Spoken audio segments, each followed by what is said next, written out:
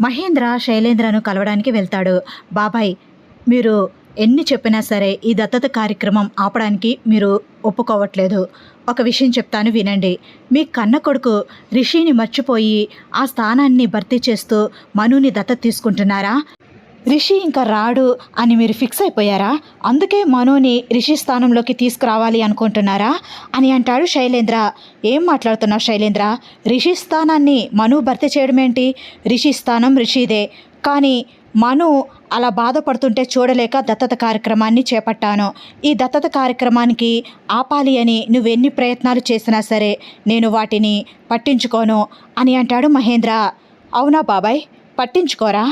కనీసం రిషి కోసమైనా ఆలోచించి ఈ దత్తత కార్యక్రమాన్ని ఆపరా అని అంటాడు శైలేంద్ర. నా రిషి ఎక్కడున్నా సరే త్వరలోనే నా దగ్గరికి వస్తాడు అని నేను నమ్ముతున్నాను. ఇంకా ఈ దత్తత కార్యక్రమం వల్ల రిషికి ఎలాంటి నష్టమూ జరగదు అని అంటాడు మహేంద్ర. నష్టం జరుగుతుంది బాబాయ్. నువ్వు ఈ దత్తత కార్యక్రమం జరగకపోతే రిషికి నష్టం జరుగుతుంది అని అంటాడు శైలేంద్ర. మహేంద్ర షాక్ అయ్యి అలానే చూస్తూ ఉంటాడు శైలేంద్ర వంక. ఏం మాట్లాడుతున్నావు? రిషికి ఏం నష్టం జరుగుతుంది? నా ఫ్రెండ్ కొడుకు తండ్రి లేడు అని అవమానాలు పడుతూ ఉంటే నేను తండ్రి స్థానంలోనికి వెళ్తున్నాను అంతే. దీనివల్ల రిషికి ఎలాంటి అన్యాయమూ జరగదు. ఇంకా ఆస్తుల విషయానికి వస్తావా? అనుపమకి చాలా ఆస్తి ఉంది. మను కూడా చాలానే సంపాదించాడు.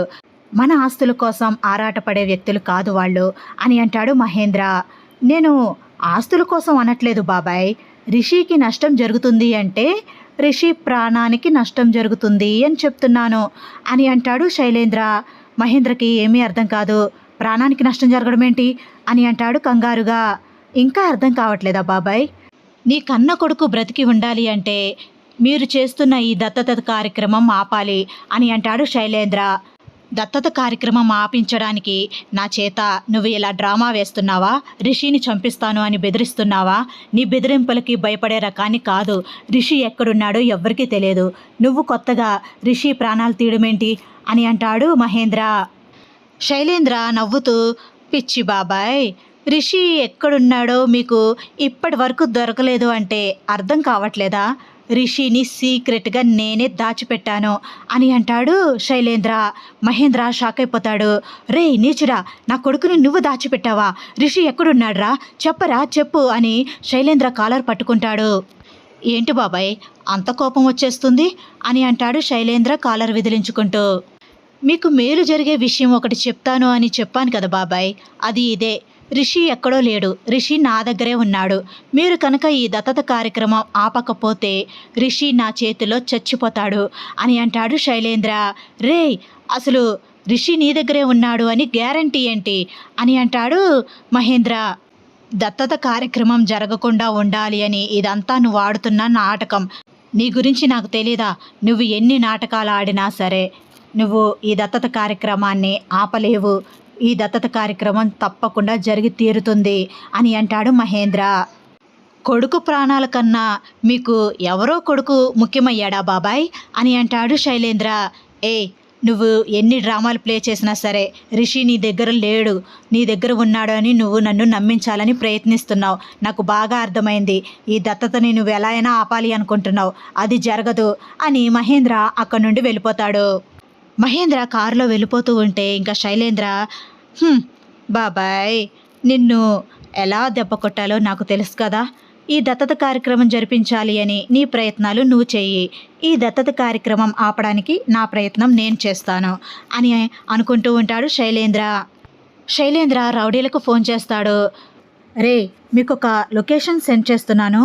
రేపు ఉదయమే వాడిని ఆ లొకేషన్లో వదిలేయండి. ఏమీ కనిపించకుండా కళ్ళకి గంతలు, కాళ్ళు చేతులు అన్నీ కట్టేసి ఆ ప్లేస్లో వదిలేయండి. అక్కడికి నేను వస్తాను అని అంటాడు శైలేంద్ర. ఓకే సార్ అని అంటారు రౌడీలు. ఇంకా శైలేంద్ర ఇంట్లో ప్రశాంతంగా కూర్చుని ఉంటాడు. ఇంకా దేవ్యాని చాలా టెన్షన్ పడుతూ, ఏంటి నాన్న, ఏం చేస్తున్నావో నాకేమీ అర్థం కావట్లేదు.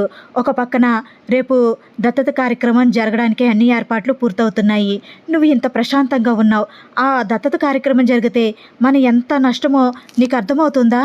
ఏమీ చేయకుండా అంత ప్రశాంతంగా ఎలా ఉంటున్నావురా అని అంటుంది దేవయాని. మమ్మీ, నువ్వేం టెన్షన్ పడకు. రేపు ఉదయం ఆ దత్తత కార్యక్రమానికి వెళ్దాము. ఆ దత్తత కార్యక్రమం జరగదు.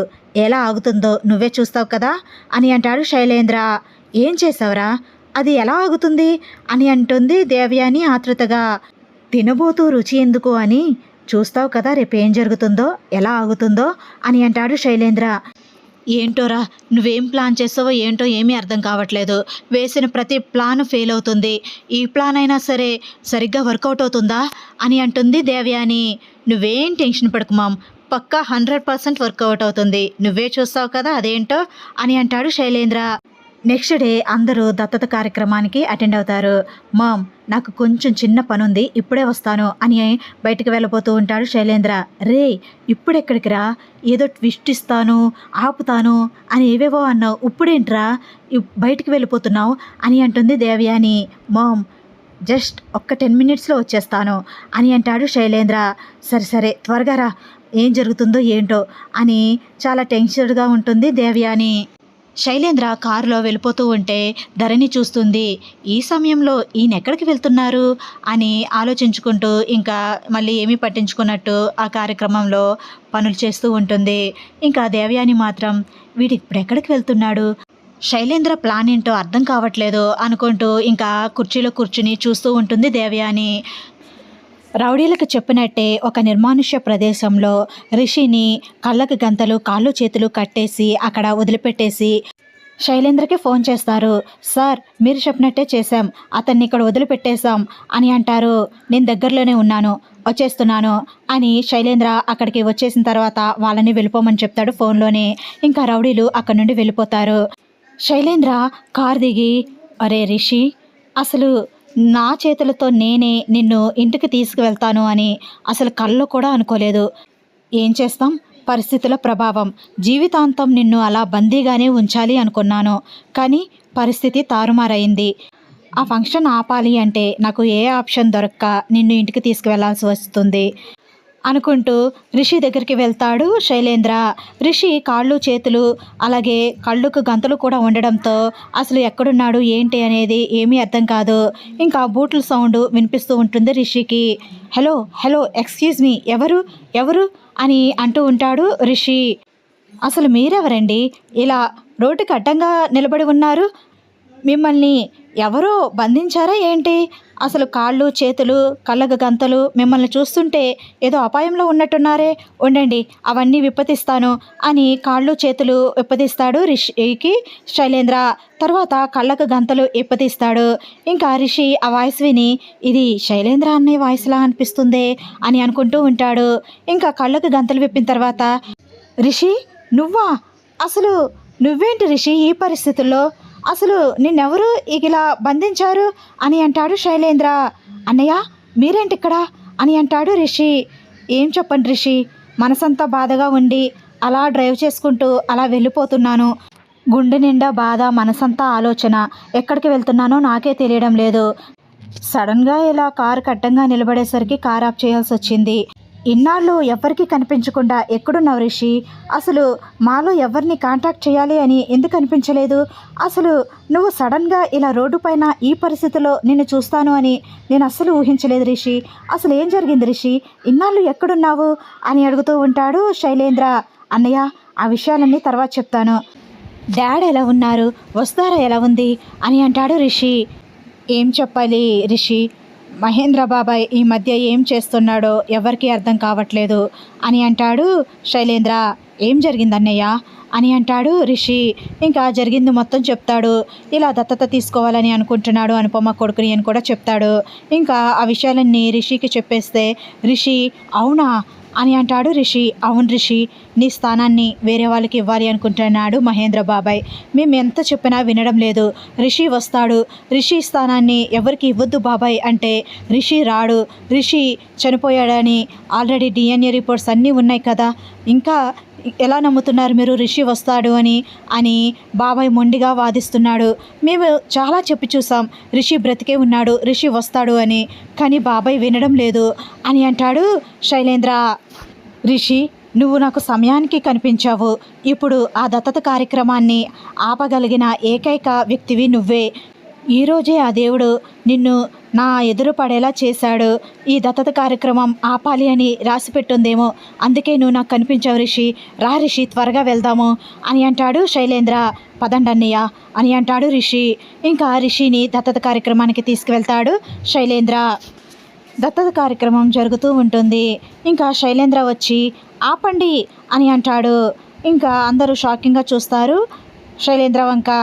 ఏంటి శైలేంద్ర, నువ్వెన్ని ప్లాన్లు చేసినా ఈ దత్తత కార్యక్రమం ఆగదు అని నీకు ముందే చెప్పాను కదా అని అంటాడు మహేంద్ర. నేనేం మీ కార్యక్రమాన్ని ఆపడం లేదు.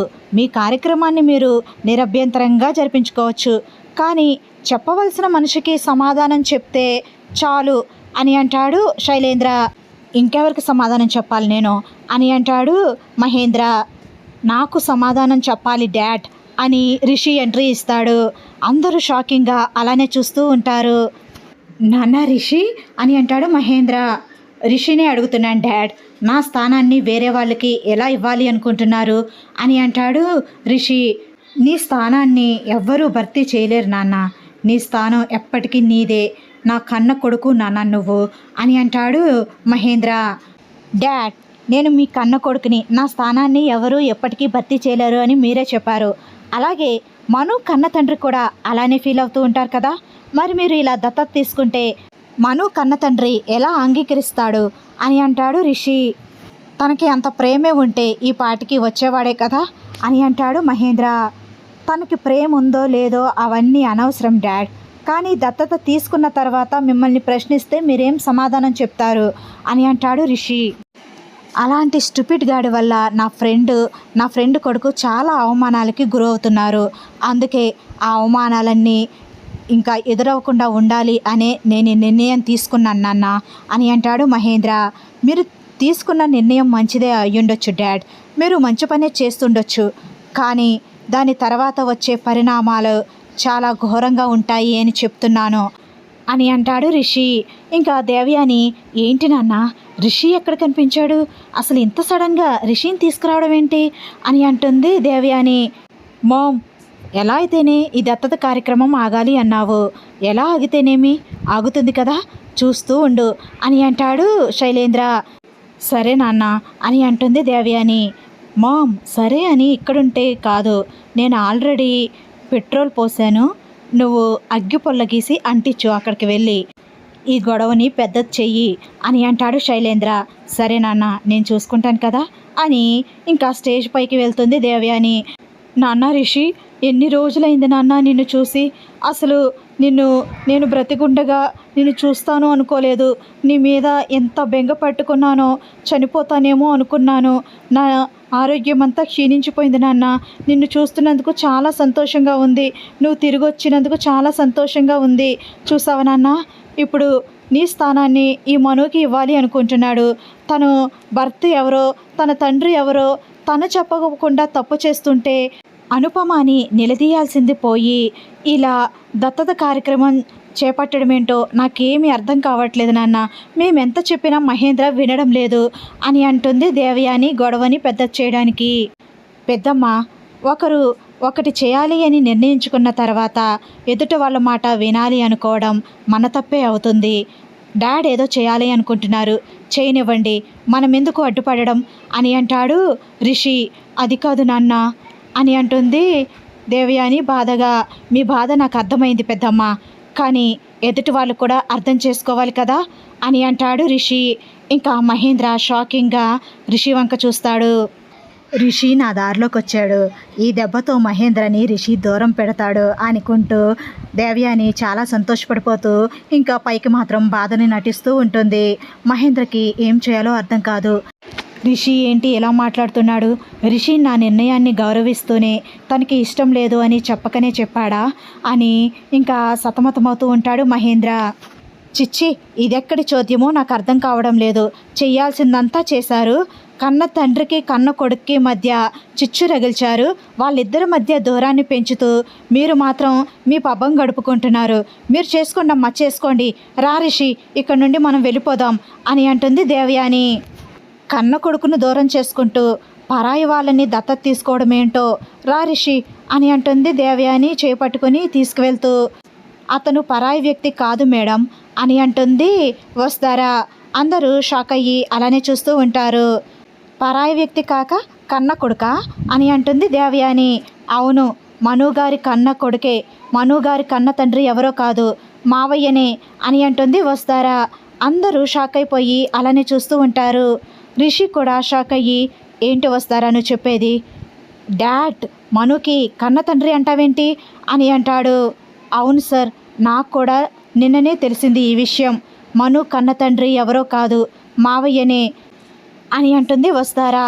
మహేంద్ర షాక్ అయిపోయి, అమ్మ వస్తారా, నువ్వేం మాట్లాడుతున్నావు అని అంటాడు. అవును మావయ్య, ఈ విషయం నాకు నిన్ననే తెలిసింది. అనుపమ గారు వాళ్ళ పెద్దమ్మ గారు నాతో చెప్పిన మాట ఇదే.